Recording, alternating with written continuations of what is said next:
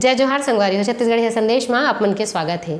संगवारी हो, जिंदगी अब्बड़ सुग्घर है, कभू हंसाथे त कभू रोआथे, लेकिन जेन हा जिंदगी के भीड़ में खुश रहिथे, जिंदगी हा ओकरे आगू में सर झुकाथे। असने ही हमार छत्तीसगढ़ कुरूद के एक ऐसे चित्रकार है, दिव्यांग चित्रकार है, जेन हा अपन कला के जरिए लोगन मन के दिल में राज करत हावे, जेन ला अभी हेलन केलर अवार्ड से सम्मानित करे गे है। और हमार छत्तीसगढ़ के मुख्यमंत्री विष्णुदेव साय हा फोन करके ओला बधाई दे है। आप मन वीडियो में देख सकत हो।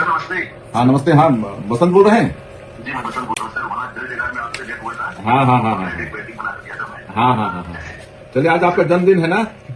बिल्कुल सर जी। चलिए जन्मदिन की बहुत बहुत बधाई, शुभकामनाएं आपको। Thank you sir. हाँ दीर्घायु होइए, स्वस्थ रहिए, मस्त रहिए।